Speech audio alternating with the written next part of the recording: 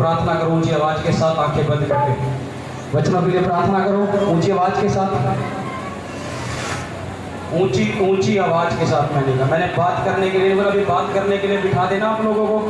यहाँ समझ नहीं आएगी हम क्या कह रहे हैं, लेकिन प्रार्थना के लिए मुंह नहीं खुलता। आंखें बंद करके ऊंची आवाज के साथ पुकारो। मैंने ऊंची आवाज करा, ऊंची आवाज, गला खोलते हुए, ताकि तुम्हें देखकर दूसरा सीख जाए, तुम्हें देखकर दूसरा सीख जाए। ऊंची आवाज से पुकारो, प्रार्थना करो इस वचन के लिए। आंखें बंद रखो।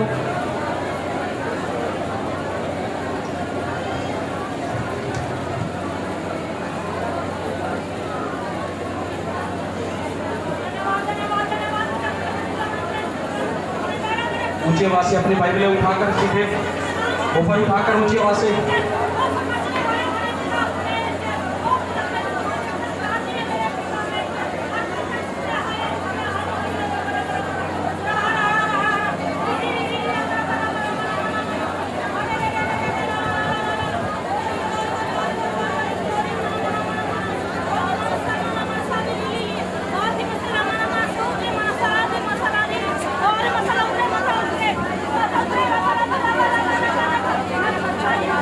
पुकारो वचन, पुकारो।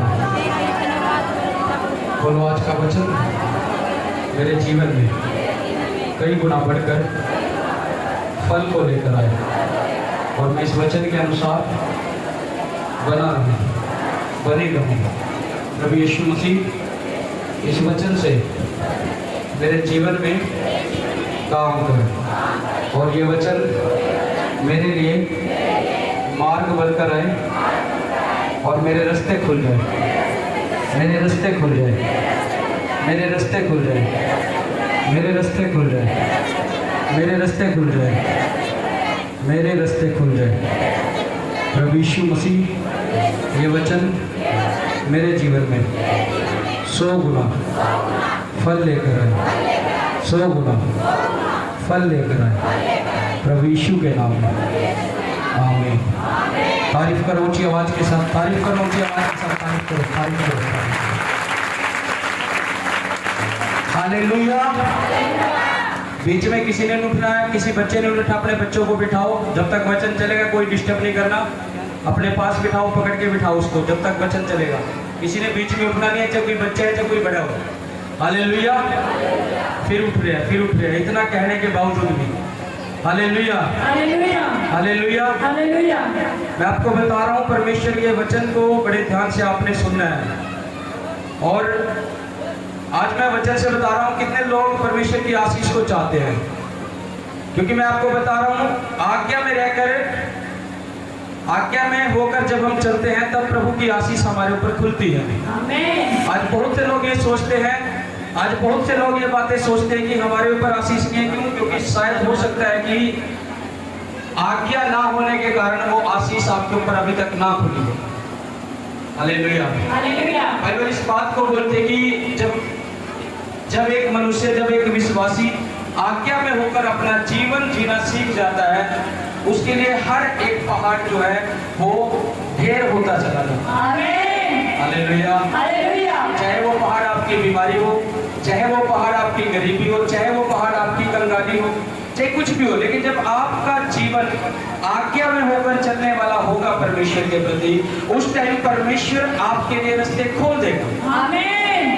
मैं आपको बता रहा हूँ, मैं दानियल की एक पुस्तक में से वचन पढ़ रहा हूँ। दानियल की पुस्तक को आपने देखना है। दानियल एक ऐसा व्यक्ति है जो परमेश्वर की आज्ञाओं में होकर अपने जीवन को चलाता है। आमीन। क्योंकि दानियल ने एक एक आज्ञा परमेश्वर की पूरी की है। क्योंकि दानियल जिस राज्य में था, उस राज्य को शत्रुओं ने अपने वश में कर लिया था, और वहां पर दानियल भी उसी राज्य में था जो राज्य बंदी गृह में चला गया था। यानी एक राजा ने उसके राज्य पर अपना कब्जा कर लिया, पूरी राज्य पर। बड़े ध्यान से सुनना, बैठ जाओ नीचे जो भी खड़े हो। मैं बता रहा हूं आपको, जब राजा दानियल जिस राज्य में था, उस राज्य पर जब शत्रुओं ने अपना कब्जा कर लिया, राजा दानियल जो राजा के खास था, वो खास कब हुआ? मैं बता रहा हूँ, जब आपका जीवन आज्ञाकारी में हो जाता है परमेश्वर जो है वो अन्य जाति लोगों के मनों में भी तुम्हारे लिए बातचीत करता है। आमीन। वो मायने नहीं रखते कि वो अन्य जाति है कि आप परमेश्वर के लोगों की वो आपके जीवन आपके उसमें कैसे दया को डालेगा। जब परमेश्वर काम करता है वो अन्य जाति के, यानी जब हमारा जीवन परमेश्वर के प्रति आज्ञाकारिता में होता है, अगर हमारा कोई भी काम हो, परमेश्वर अन्य जाति लोगों के मनों में भी हमारे लिए बातचीत करता है और अन्य जाति लोग हमारे लिए यानी हमें एक ऊंचे पद पर रख देते हैं, क्योंकि ये परमेश्वर के द्वारा होता है। आमीन। अन्य जाति यानी परमेश्वर अपने लोगों के लिए अन्य जाति लोगों के मनों में भी बात करना जानता है। बहुत से लोग काम काज करते हैं, बोलते हैं मेरा मालक मुझे ये परेशान कर रहा है, मेरा मालक ऐसा कर रहा है, मैं मसीह में उसलिए ऐसा चल रहा है, फलाने में ऐसा हूँ। मैं आपको बता रहा हूँ, जब आपका जीवन आज्ञाकारिता में होगा, परमेश्वर अन्य जाति के जीवन में काम करेगा आपके प्रति। हालेलुया। दानियल जो है जिस राज्य में रहता है, उस राज्य को एक राजा ने अपने वश में कर लिया और दानियल भी उसमें बंदी गृह में चला गया। लेकिन दानियल जो है बंदी गृह में जाने के बाद भी परमेश्वर ने जिस राजा ने उस राज्य पर अधिकार किया था, उस राजा के मन में दानियल के प्रति दया प्रेम को डाल दिया और दानियल को एक ऊंचे लेवल पर स्थान दे दिया। वो क्यों दिया? आइए सबसे पहले हम वचन को पढ़ेंगे। दानियल की पुस्तक निकाले सभी, उसका 1 अध्याय, दानियल उसका 1 अध्याय 3 से 16 पढ़ो।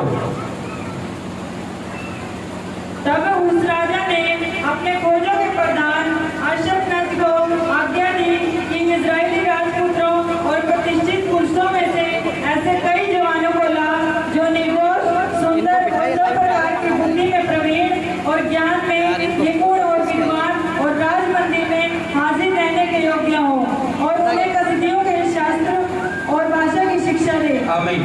आमीन। हालेलुया। हालेलुया। यानी जब सभी लोग देखें मेरी तरफ, जब बाइबल में वचन पढ़ते तो बाइबल में देखना है, जब बाइबल में से वचन हट गया तो आपने इधर देखना सामने। मैं आपको बता रहा हूँ, यहाँ जब राजा ने उस राज्य पर अधिकार कर लिया, उस राजा ने एक आज्ञा निकाल दी। उसने क्या आज्ञा निकाल दी? कह रहा जो मैंने गुलाम बनाए हैं इनमें से ऐसे लोगों को लेकर है जो सुंदर हो, रूपवान हो, शिक्षित हो, जो अच्छी बुद्धि वाले हो, कह रहा उनको लेकर। राजा ने क्यों छटनी की? क्योंकि राजा उस नगर में अधिकार करना चाहता था, उसके उन लोगों के लिए भी जरूरत पड़ती कि मैं इनको कुछ काम सौंप सकूं इस नगर में। राजा ने आज्ञा निकाली और अपने लोगों को बोल दिया, कह रहा कुछ लोगों को चुन में से जो सुंदर हो, रूपवान हो, बुद्धिमान हो, शिक्षित हो, ऐसे लोगों को चुन। तो भोजन ने क्या किया? अब आगे बढ़े। राजा ने आज्ञा दी कि उसके भोजन और पीने के दाग पशु में से उन्हें प्रतिदिन खाने पीने को दिया जाए। राजा ने अब ये आज्ञा भी दी वहां पर, कह रहा जिन भी लोगों की तुम छटनी करोगे, सभी ध्यान से सुनना, कह रहा जिन भी लोगों की तुम छटनी करोगे, कह रहा उन लोगों को अच्छा भोजन देना है तुमने, चाहे वो गुलामी में भी क्यों ना हो। कह रहा उन लोगों को तुमने अच्छा भोजन देना, कह रहा 3 वर्ष तक यानी 3 साल तक तुमने अच्छा भोजन खिलाना है उनको, ताकि और सुंदर हो जाए, और रूपवान हो जाए, और अधिक प्रतिष्ठित हो जाए, कि 3 साल तक उनको अच्छा भोजन देने के बाद फिर मेरे पास लेकर आना। राजा ने ऐसा किया। जब दानियल के पास ये खोजे का संदेश बोल रहा है, अब मैं बता रहा हूँ यहाँ पर, पढ़ो इस वचन को पूरा, थोड़ा जल्दी करके पढ़ो। इस प्रकार 3 वर्ष तक उनका पालन पोषण होता रहे। 3 वर्ष तक, हाँ आगे। तब उसके बाद में राजा के सामने हाजिर किए जाएं। उनमें यहूदा की संतान में से चुने हुए दानियल, हनन्याह, मिशाएल और अज्जिया नामक यहूदी थे।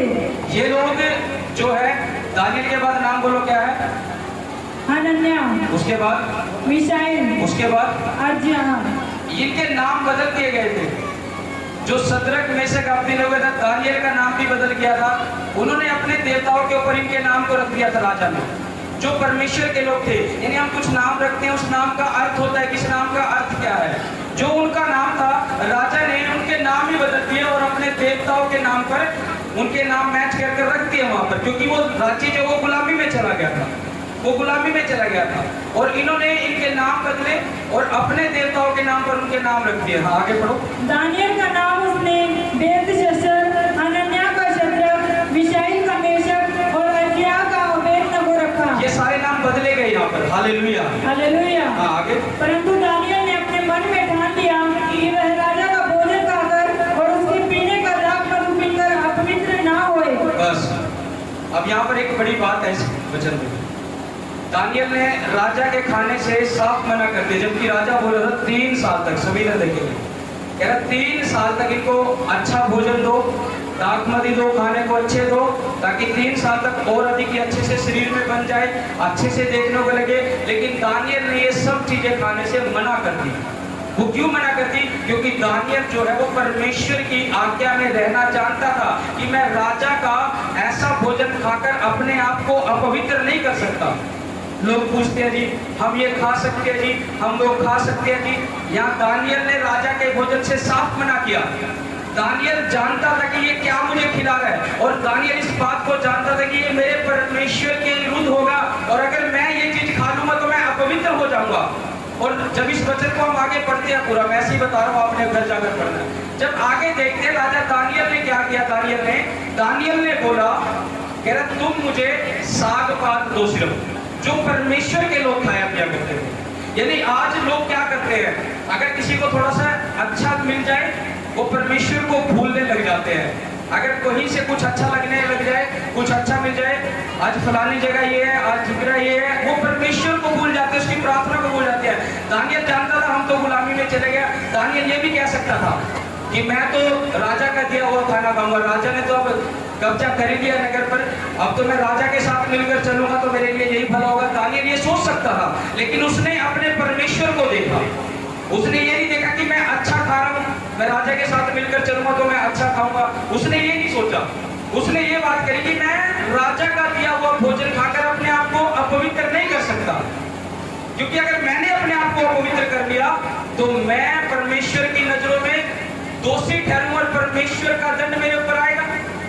दानियल ने नहीं खाना चाहा, और दानियल ने खोजों को मना किया, और खोजों को बोलता है कह रहा तुम मेरे लिए साग पात लेकर आओ। लेकिन खोजे बोलते हैं कह रहा तुम साग पात खाओगे तुम्हारे शरीर नहीं बन पाएगा, तुम अच्छे नहीं दिखने में लगेगा। जब 3 साल के बाद मैं राजा के सामने पेश करूंगा और राजा मुझे कहेगा तूने इनको क्या खिलाया जो ये 3 साल में अब तक नहीं उभरे। कह रहा तू हमारे सर को कटवाना चाहता है राजा के सामने, ऐसा करके दानियल ने एक शर्त रखी वहां पर, और वो शर्त ये थी, दानियल ने कहा तू जिन लोगों को राजा ने बोला है तू सभी को राजा का दिया हुआ भोजन दे जो राजा ने ठहराया, लेकिन 10 दिन सिर्फ मुझे वो भोजन दे जो मैं तुझे कह रहा हूं। दानियल ने शर्त रखी 10 दिन के लिए, कह रहा सिर्फ 10 दिन मुझे खिला, 10 दिन के अंदर जो भोजन तू मुझे देगा मैं तुझे कह रहा हूं मैं खाऊंगा, और जो लोग बाकी हैं उनको राजा का दिया हुआ भोजन दे, फिर तू देखना कि क्या फर्क लगता है। खोजा बोला चलो ठीक है ऐसा करेंगे। उन्होंने 10 दिन राजा को, दानियल ने जो भोजन मांगा खोजे ने वो दिया, और बाकी लोगों को जो राजा ने अच्छा भोजन ठहराया था, दाख मधु सब कुछ था, वो दूसरे लोगों को दिया। और जब 10 दिन के अंदर आकर देखता है दानियल के चेहरे पर सबसे ज्यादा चमक थी। आमीन, हालेलुया, हालेलुया। विश्वासी परमेश्वर के ठहराए हुए वचन के अनुसार आज्ञा में बने रहते हैं। आप कंगाली में भी क्यों ना हो, घटी में भी क्यों ना हो, आप किसी भी बंदी गृह में क्यों ना चले जाओ, परमेश्वर वहां भी आपको चमकाएगा दानियल की तरह। जैसे दानियल ने परमेश्वर के ठहराए हुए भोजन को खाना चाहा, दानियल ने कहा मैं ये खरा भोजन नहीं खाऊंगा जो राजा देना चाहता, लेकिन जो मेरे परमेश्वर ने मेरे लिए ठहराया है, कहना मुझे वो भोजन खिला।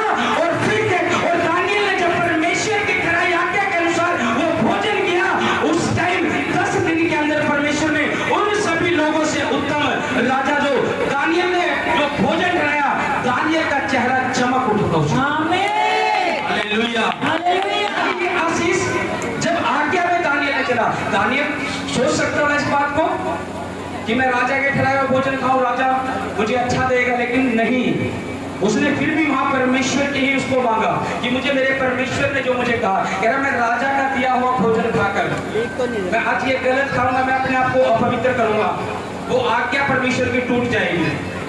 आज विश्वासी क्या करते हैं, संडे मिस क्यों कर जाते हैं, आज फलाना था जी कोई ऐसा काम हो गया जरूरी इसलिए नहीं आ पाई। वो परमेश्वर से ज्यादा जरूरी हो गया आपके लिए काम, वो परमेश्वर से ऊपर अगर संडे चर्च नहीं आ रहे हो। दानियल ने देखा, दानियल इस चीज का मौका जानता था, वो सोचता अगर मैं राजा के आज्ञा में चलूंगा तो राजा मुझे और बढ़ाएगा, लेकिन वो किसकी आज्ञा में रहा, किसकी आज्ञा में रहा, परमेश्वर की। और चेहरा किसका चमका सबसे ज्यादा, किसका चमका, जो राजा ने कई लोगों ने भोजन खाया वो तो ऐसे ही रह गए, लेकिन 10 दिन में जो दानियल ने साग पात खाया जो परमेश्वर ने ठहराया हुआ था वो उसमें ही बढ़ गया, उसमें ही चमक गया। कारण क्या? क्योंकि उसने आज्ञा को माना। हालेलुया। हालेलुया। एक विश्वासी जब आज्ञा मानता है, चाहे वो कंगाली में क्यों ना पड़ो, चाहे वो गरीबी में क्यों ना पड़ो, चाहे वो बीमारी में क्यों ना पड़ो, परमेश्वर उसे बाहर निकाल लेता है। आमीन। मैंने कहा आज आप बाहर निकलोगे यीशु मसीह, अपनी बीमारी से आज बाहर निकलोगे यीशु मसीह के नाम में। अगर आप आज से निर्णय लेते हो कि हमने परमेश्वर की आज्ञा में बने रहना, तो आज अपनी बीमारी समस्याओं से बाहर निकलोगे यीशु मसीह के नाम में। Hallelujah, hallelujah, hallelujah. Hallelujah. Daniel जानता था गुलामी में है, बंदी गृह में है। दानियल इस बात को लेकर भी परमेश्वर के सम्मुख खड़ा रहा, परमेश्वर के सम्मुख वो बना रहा। और क्या हुआ आगे? जब ये सब बातें हुई थी, जब राजा ने इन सब चीजों को देख लिया, तो राजा को एक स्वप्न दिखाई देता है, उस राजा को जिसने उस राज्य पर अपना कब्जा ले लिया। बच्चे को बिठाओ यहां से, उस पर अपना कब्जा ले लिया है। अब वो राजा एक स्वप्न देखता है। मैं आपको बता रहा हूं, जो स्वप्न राजा को दिखता है, जो स्वप्न राजा को दिखता है, राजा के पास उसके तंत्र मंत्र करने वाले लोग भी थे, तांत्रिक भी थे, सब चीजें थी। जब राजा को स्वप्न दिखाई दिया, राजा घबरा गया कि मैंने क्या स्वप्न देखा, इसका अर्थ कोई मुझे बताए, इसका अर्थ कोई मुझे बताए। राजा ने अपने सब तांत्रिकों को बुलाया। इसका वचन पढ़ो, 2 अध्याय में आ जाओ, इसलिए 1 और 2 पढ़ो। अपने राज्य के दूसरे वर्ष में नबूकदनेस्सर ने ऐसा स्वप्न देखा जिससे उसका मन बहुत ही व्याकुल हो गया और उसको नींद न आई। तब राजा ने आज्ञा दी कि ज्योतिषी, तंत्री और टोने और कसदी बुलाए जाएं कि वे राजा को उसका स्वप्न बताएं। इसलिए वे आए और राजा के सामने हाजिर हुए। अब राजा नबूकदनेस्सर ने एक स्वप्न देख लिया, एक स्वप्न देख लिया, और उस स्वप्न का अर्थ देख, जब स्वप्न देखा राजा जो है घबरा गया, व्याकुल हो गया कि ये स्वप्न कैसा मैंने देखा है, ये कैसा स्वप्न है जो मुझे दिखाई दिया। और राजा घबरा गया, उसने आज्ञा दे दी अपने ज्योतिषों को, अपने तांत्रिक को, अपने टोना करने वाले को जो उसके साथ रहते थे, उन सबको बोला कि मेरे पास लेकर आओ, कोई मेरे स्वप्न का अर्थ बताए। जब इस 2 अध्याय को आप घर जाकर पूरा पढ़ना, मैं वैसे बता रहा हूँ इसमें से। आगे लिखा है, राजा ने एक बात बोली थी कि जो इस स्वप्न का अर्थ बताएगा उसे मैं बहुत धन दूंगा और उसके नाम को ऊंचा कर दूंगा, और अगर जो नहीं बता पाया उसको मैं वही मार डालूंगा। ये राजा की आज्ञा थी। अब उसके ज्योतिषी आए, टोना करने वाले आए, तो बोलने लगे कि हे राजा बता तूने क्या स्वप्न देखा है, हम तुझे उसका अर्थ बताते हैं। लेकिन राजा ने कहा तुम जानते हो मैंने ये आज्ञा निकाल दी, तुम इसलिए मुझसे पहले पूछो। राजा बोलता है तू जो कोई मेरे बिना बोले मेरा स्वप्न भी बताएगा कि मैंने क्या देखा है और उसका अर्थ भी बताएगा। अब वो ज्योतिष और वो तांत्रिक थे जो टोना करने वाले थे, वो सब घबरा गए। वो कहेंगे ऐसा कैसे हो सकता है, क्या कोई किसी ने स्वप्न देखा है कि वो बता दे उसको तुमने रात को ये देखा, कि ऐसे कैसे हो सकता है। उसके ज्योतिष, उसके टोना करने वाले, उसके तांत्रिक सब ये बात बोलने लगे। लेकिन राजा ने उसी टाइम आगे निकाल दी कि सारे ज्योतिषों को, सारे तांत्रिक को, जो भी है टोना करने वालों को, इनको मार डालना है। उनमें दानियल का भी नाम शामिल हो चुका था, उनमें दानियल का भी नाम शामिल हो चुका था। इन सबको मार दो, राजा ने आगे निकाल दिया। जब दानियल तक ये बात पहुंचती है कि राजा ने ऐसा देखा है, उसके लिए कोई बात ऐसी प्रकट हुई है कि कोई बता नहीं पाएगा, अगर इसलिए राजा ने आगे निकाल दिया कि सब तांत्रिक, ज्योतिष और टोना करने वालों को मार दिया जाए। दानियल ने उसको बोला कि राजा को बोल मुझे कुछ समय दे। अब दानियल ये बात बोल रहे, कह रहे कि मुझे कुछ समय दे और मैं राजा के स्वप्न का अर्थ बताऊंगा। इसका एक वचन और पढ़ो, इसी का 2 का 12 आ जाओ। इस पर राजा ने झुंझलाकर और बहुत ही क्रोधित होकर बेबीलोन के सब पंडितों को नाश करने की आज्ञा दे दी। अतः यह आज्ञा निकली और पंडित लोगों का घात होने पर था, और लोग दानियल और उसके संगियों को ढूंढ रहे थे कि वे भी घात किए जाएं। दानियल का भी नाम इसमें आ गया और उन पंडितों का भी आ गया कि वो घात किए जाए, वो मार दिए जाए। लेकिन 16 में क्या लिखा है, 16 पढ़ो इसका। तब दानियल ने भीतर जाकर राजा से विनती की कि उसके लिए कोई समय ठहराया जाए ताकि वह महाराज को स्वप्न का फल बता सके। अब दानियल समय मांग रहे हैं यहाँ पर। दानियल कौन है? दानियल कौन है? आवाज नहीं आ रही। मेरी आवाज आ रही है माइक की? अरे आज तो मैंने साउंड ठीक करा दिया। आवाज आ रही है कि नहीं? दानियल कौन है? दानियल कौन है? आवाज ही नहीं आ रही है। कुछ देख रहे हैं मेरी तरफ। बाइबल नहीं पढ़ते क्या? दानियल कौन है? परमेश्वर का दास। अब दानियल को पता लगा कि सारों की आज्ञा निकाल दी है कि इनको मारना है। अब दानियल ने 16 में क्या लिखा कह रहा है? दानियल ने भीतर जाकर राजा से विनती की कि उसके लिए कोई समय ठहराया जाए ताकि वो राजा के स्वप्न का अर्थ बताए। इसके 17 में लिखा, तब दानियल ने अपने घर जाकर अपने संगी हनन्याह, मिसाइल और अजरिया, हनन्याह, मिसाइल और अजरिया, ये कौन थे? सद्रक, मेशक, अबेदनगो, ये तीनों। सद्रक, मेशक, अबेदनगो कौन थे? जो मूर्ति के सामने जिन्होंने दंडवत नहीं किया था, अपने आप को आग के भट्टे में भी ले लिया था परमेश्वर के प्रति। अब दानियल अपने उन साथियों से बोल रहे हैं, वहां पे और भी परमेश्वर के लोग थे, लेकिन वो राजा के डर से उनकी गुलामी में चले गए होंगे जो परमेश्वर के लोग थे। लेकिन ये चार लोग, दानियल और सद्रक, मेशक, अबेदनगो, ये परमेश्वर के लिए खड़े रहे, चाहे वो पूरा नगर गुलामी में चला गया। लेकिन ये लोग परमेश्वर से फिरे नहीं। इन्होंने बोला कि हम वो ही खाएंगे जो परमेश्वर ने हमें ठहराया।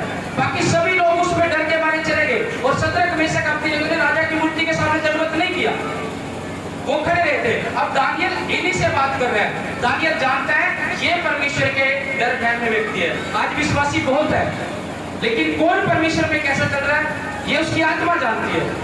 और दानियल जानता था कि ये सद्रक, मेशक, अबेदनगो जो है, जो नाम लिखा गया इनका, बोलते हैं 17 में, तब दानियल ने अपने प्रति वो वफादारी में रहे, दुख में भी टिके रहे परमेश्वर के साथ। उन्होंने परमेश्वर को छोड़ा नहीं। ऐसा नहीं कोई दुख आ गया कि परमेश्वर से दूर हो गए, ऐसा नहीं कि प्रार्थना का उत्तर नहीं आया परमेश्वर से फिर गए, ऐसा नहीं कि उनका राज्य गुलामी में चला गया, परमेश्वर को छोड़ दिया, राजा के साथ मिल गए। नो, नेवर, ऐसा नहीं। वो फिर भी परमेश्वर के साथ खड़े रहे। सद्रक, मेशक, अबेदनगो, जब राजा ने अपनी मूर्ति बनाई नबूकदनेस्सर ने, कह रहा जो मूर्ति को दंडवत करेगा मेरी, वो बचा जाएगा, नहीं तो मर जाएगा। सभी लोग वहां पे बहुत परमेश्वर के लोग थे, वो सभी लोग वहां दंडवत कर गए। लेकिन सद्रक, मेशक, अबेदनगो ने दंडवत नहीं किया। क्यों? क्योंकि वो परमेश्वर की इच्छा पूरी करते थे। आमीन। और राजा ने आज्ञा दी, कह रहे इनको आग के भट्टे में डाल दो, इनको आग के भट्टे में डाल दो। और जब आग के भट्टे में को लेकर गए, राजा ने कहा इनकी आग के भट्टे में जब तुम डाल रहे हो, कह रहा आग इतनी बढ़ा दो कि 7 गुना भट्टे की बढ़ जाए। 7 गुना आग, 7 गुना आग भट्टे की। 7 बाइबल में जो 7 अंक है वो पूर्णता का है, यानी पूरा। यीशु मसीह जब क्रूस पर लटकाया गया, उसने कितने वचन भरे थे? कितने वचन? 7 वचन, 7 वचन दिए थे। 7 का अंक का जो बाइबल में मकसद है वो 7 अंक पूरा पूरा हुआ, यानी पूर्णता को दर्शाता है। और जो भट्टे की आग बोली वो कितनी गुना बढ़ाई? 7 गुना, यानी भट्टा पूरी तेज कर दो जहां तक उसकी आंच है। और कह रहा फिर इनको भट्टे में डालो। आज हो सकता है वो आंच तुम्हें लग रही हो अपनी बीमारी के द्वारा, आज हो सकता है वो प्रॉब्लम तुम्हें बढ़ रही हो बेरोजगारी के द्वारा, आज हो सकता है कि उसकी आंच बढ़ती जा रही हो, लेकिन सद्रक, मेशक, अबेदनगो की तरह परमेश्वर के साथ खड़े रहो। परमेश्वर का दूत तुम्हें संभालेगा और बचाएगा यीशु मसीह के नाम में। मैंने कहा परमेश्वर का दूत तुम्हें संभालेगा और बचाएगा यीशु मसीह के नाम में, क्योंकि परमेश्वर अपने लोगों के लिए लड़ता है। और सद्रक, मेशक, अबेदनगो के लिए भी लड़ा और उनको आग के भट्टे से बचाकर बाहर लेकर आया। और राजा भी देखकर हैरान हो गया। राजा भी ये सोच रहा है कि ये सच्चा ईश्वर है जिन्होंने इसको इस आग के भट्टे से बचा दिया। जो काम आपके लिए संभव होता है, जो काम आप नहीं कर पाते हो सकता है आपके रिश्तेदार, आपके पड़ोसी, आपके जानकार आपको बोलते हो कि ऐसा हो ही नहीं सकता, ऐसा आप कर ही नहीं सकते, उस काम को पूरा करने की सामर्थ्य मेरा परमेश्वर रखता है। जब आप अपना जीवन उस परमेश्वर को देकर जाते हो, जब अपने जीवन परमेश्वर को पूरी तरह लेकर जाते हो, परमेश्वर आपके जीवन में उस काम को पूरा करता है। Hallelujah, hallelujah. जरूरत है अपना जीवन परमेश्वर को देने की। हमारा जीवन जब परमेश्वर पर जाएगा, जैसे दानियल ने दिया, दानियल ने अपना पूरा जीवन परमेश्वर को दे रखा है। दानियल जानता था परमेश्वर चाहे मर भी जाओ मैं तेरे लिए मरूंगा। वचन में लिखा जो तुम मेरे लिए अपने प्राण को बचाएगा उसे खोएगा। दानियल डरा नहीं उन खोजों से, राजा से डरा नहीं। दानियल ने खुलकर कहा, कह रहा जो भोजन मैं तुझसे मांगता हूँ वो मुझे दे, वो मेरे परमेश्वर के लिए। मैं राजा का भोजन खाकर, राजा का दिया हुआ खाकर मैं अपने आप को अपवित्र नहीं कर सकता। अपने परमेश्वर की नजरों में मैं अपने आप को मैं अपवित्र नहीं ठहरा सकता। कह रहा जो मैं कहता हूँ वो मुझे ला कर दे। और 10 दिन के बाद फिर रिजल्ट देख। आज रिजल्ट आपके लाइफ में आने वाला है यीशु मसीह के नाम में। आमीन। मैंने कहा आज आप रिजल्ट देखोगे यीशु मसीह के नाम में।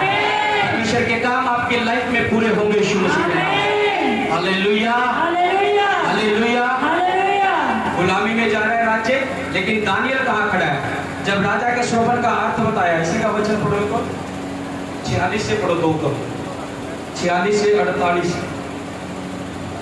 इसमें लिखा है कि इतना सुनकर नबूकदनेस्सर राजा ने मुंह के बल गिरकर दानियल को दंडवत किया और आज्ञा दी कि उसको भेंट चढ़ाओ और उसके समान सुगंध वस्तु जलाओ। यानी जब राजा दानियल ने शोभन का अर्थ बता दिया, अब अन्य जाति राजा दानियल के पैरों में गिर गया, मुंह के बल दंडवत करने लगा दानियल को और बोल रहे कि इसको भेंट चढ़ाओ और सुगंध वस्तु जलाओ। और आगे बोलता फिर राजा ने दानियल से कहा, सच तो यह है कि तुम लोगों का परमेश्वर सब ईश्वरों का ईश्वर, राजाओं का राजा और भेदों का खोलने वाला है, इसीलिए तू यह भेद प्रकट कर पाया है। आमीन। कितनी बड़ी बात वो अन्य जाति राजा बोल रहा है, परमेश्वर की कितनी बड़ी महिमा हुई है। जब राजा दानियल परमेश्वर के अनुसार चला, कह रहा सच में, राजा बोल रहा है, कह रहा सच में तुम्हारा परमेश्वर राजाओं का राजा है, ईश्वरों का ईश्वर है, भेदों को खोलने वाला है, उसी ने यह भेद तुझ पर प्रकट किया है। क्यों? क्योंकि दानियल परमेश्वर के अनुसार चला, कह रहा इसलिए।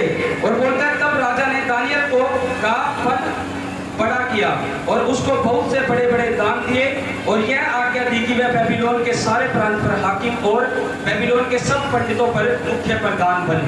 आमीन। ये गुलामी में जाने के बाद राजा दानियल का पद ऊंचा हुआ है।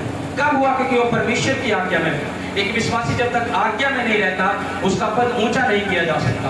अगर वो ऊंचे पर भी होगा, वो डाउन में आ सकता है, अगर वो परमेश्वर की आज्ञा में नहीं है। अगर वो परमेश्वर की आज्ञा से बहना, चाहे आपका लेवल ऊंचा क्यों ना हो, जब आप परमेश्वर के खिलाफ चले तो आप डाउन आ सकते हैं। आप ये ना सोचना कि परमेश्वर ने डाउन किया है, आप खुद डाउन आ रहे, क्योंकि आप आज्ञा तोड़कर चल रहे हो। आप आज्ञा तोड़कर चल रहे हो।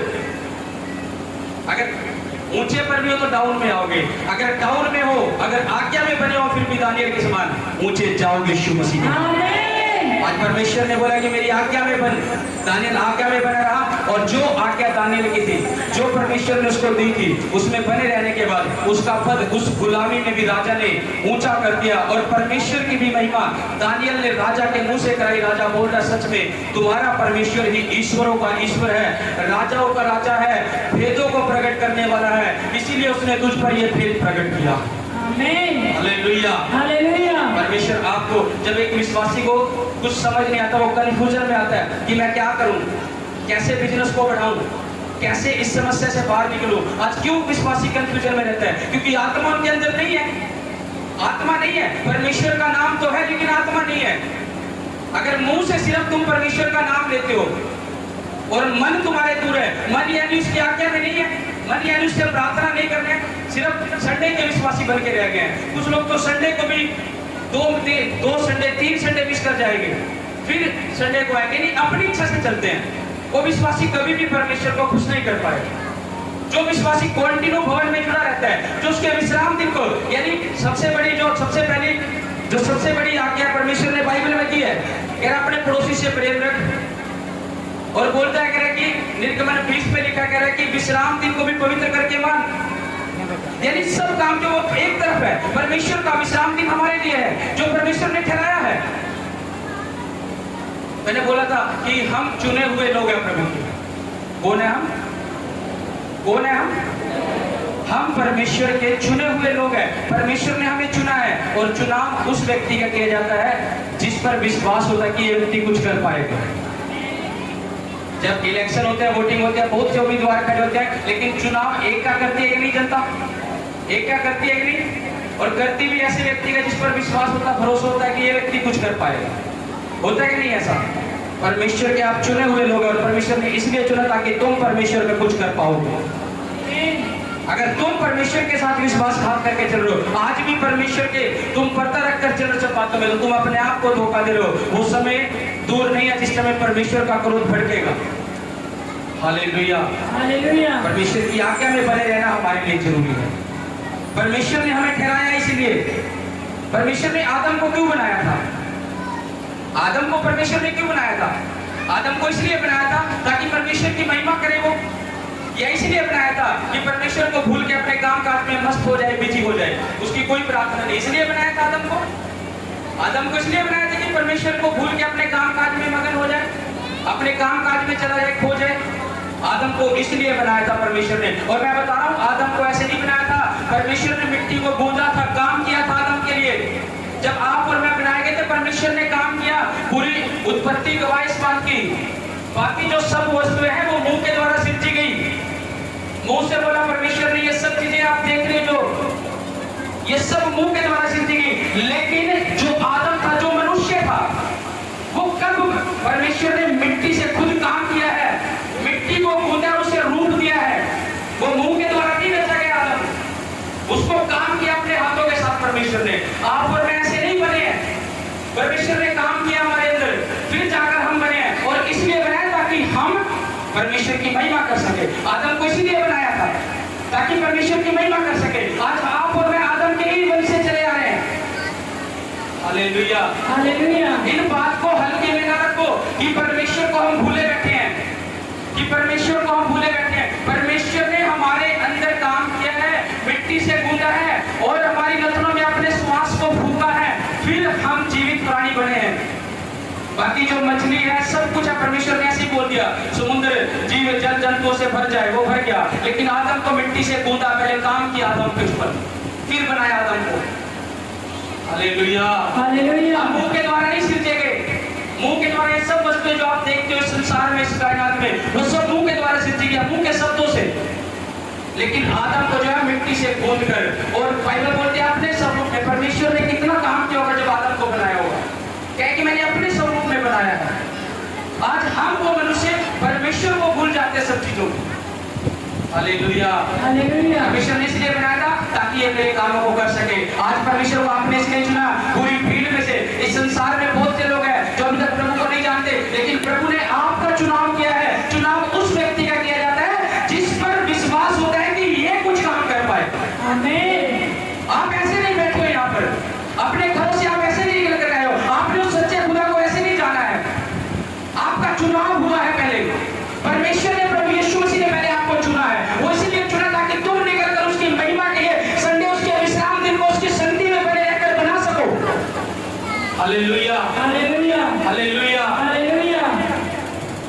हम आदम के वंश से चले आ रहे हैं। और मैं बता रहा हूं, जब आदम ने पाप कर दिया था, उसी टाइम से पाप पूरी मानव जाति पर आ गया था। लेकिन प्रभु यीशु मसीह के बलिदान होने से आप और मैं फिर से बचाया गया, फिर से हमारा चुनाव हुआ दोबारा।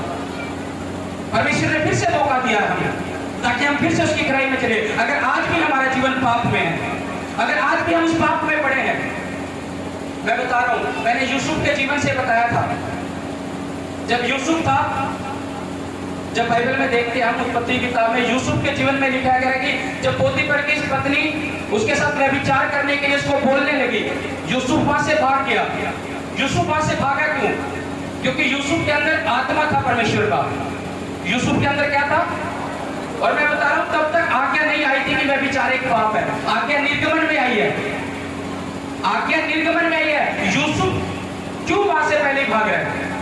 क्योंकि यूसुफ के साथ आत्मा था। तब तक परमेश्वर ने नहीं बोला था कि तुम्हें विचार ना करना, ये आज्ञा बाद में निकली है। लेकिन यूसुफ पहले ही क्यों बच रहा उस चीज से? क्योंकि यूसुफ के अंदर आत्मा था, उसकी आंखें खुली थी, वो जानता था कि ये पाप है, मैंने ये काम नहीं करना है। परमेश्वर ने, जब तक अब्राहम ने जब बलिदान दिया, अब्राहम ने भी परमेश्वर के भवन में अपना टाइप, अपना दशमांश निकाला। मैं बता रहा हूं, जब अब्राहम निकालता है था, उस समय आज्ञा नहीं आई थी कि दशमांश को भी निकाल। लेकिन अब्राहम उस टाइम से भी दशमांश को निकाल रहा। क्यों?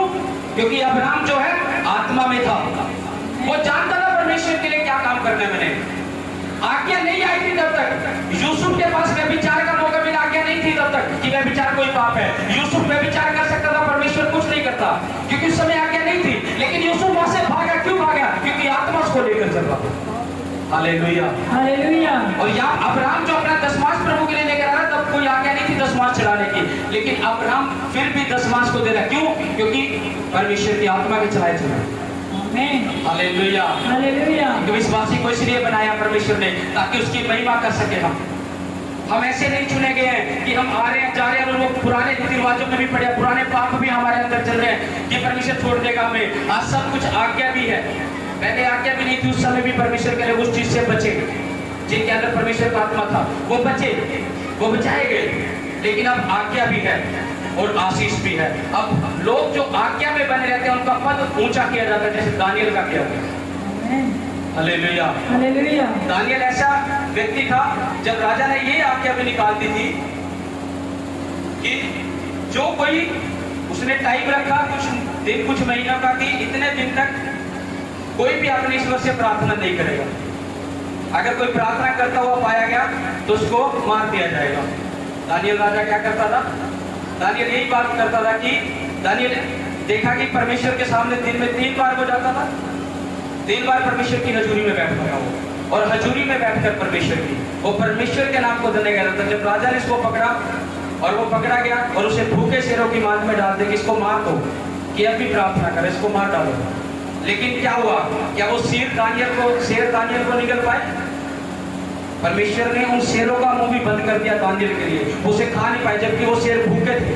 और जो भूखा शेर है वो एकदम से जब शिकार पर निकलता तो वो वार करता, लेकिन दानियल जब उस मांद में डाले, लेकिन शेरों के मुंह बंद क्यों रहे? क्योंकि दानियल जो परमेश्वर की आज्ञा में था। अगर आप परमेश्वर की आज्ञा में है तो आपके दुश्मनों के आपके लिए मुंह बंद आज से यीशु मसीह के नाम है। मैंने कहा आज आपसे आज्ञा में, तो आज से अपने दुश्मनों के मुंह को आप अपने ऊपर से बंद होते हुए देखोगे यीशु मसीह के नाम में। आपके दुश्मन आपके ऊपर हैवी नहीं हो पाएंगे, परमेश्वर उनके मुंह को बंद करेगा यीशु मसीह के नाम। मेरा परमेश्वर ये सब काम करने की सामर्थ को रखता है।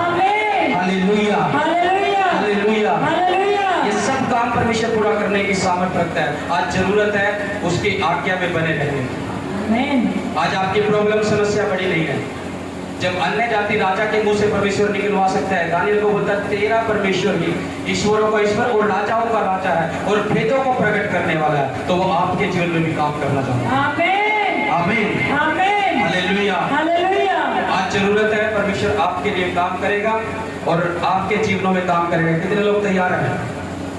सभी तैयार हैं। जो लोग नए आए, जिनको ऑयल की शीशी नहीं मिली, हाथ खड़ा करो।